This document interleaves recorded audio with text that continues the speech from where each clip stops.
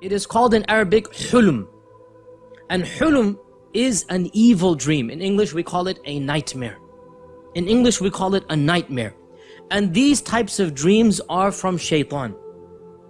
These types of dreams are from Shaythan. And the sign of this dream is that it terrifies you. You see something evil, something disgusting. You see your loved one die a miserable death. You see yourself in a car accident. You see yourself being chased by evil aliens or beasts or something like this. This type of dream is just the shayateen wanting to irritate you. They're playing a joke, a practical joke on you.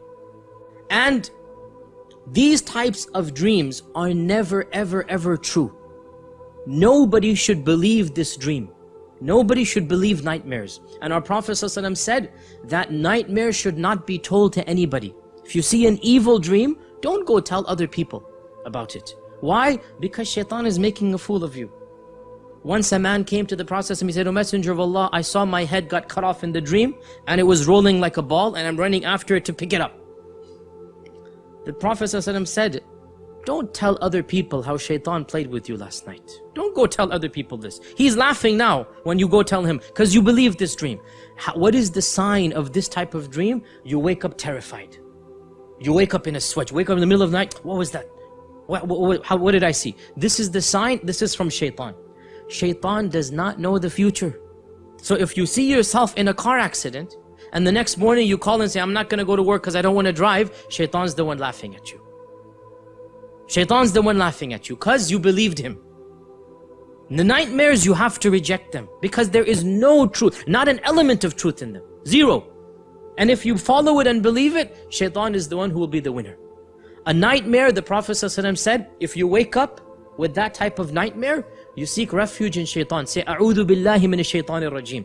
And you're allowed to spit on the left-hand side as you do this. And the spit that the Prophet ﷺ talked about is a spit where the noise is made but nothing comes out. Like that. It's called nafath. A noise is made but no spit actually comes out. And that is to expel Shaitan from you. And say, "A'udhu billahi minash shaitanir rajim." And also the Prophet ﷺ said, whatever side you're on, turn to the other side.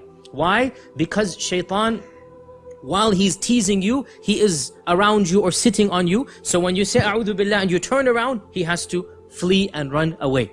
And the Prophet ﷺ said, if it's really bad, then even stand up and pray 2 rak'at to seek refuge in Shaitan and to establish that relationship with Allah. Whatever you do, you don't tell anybody, not your loved ones, not your spouse, not your friends, nobody.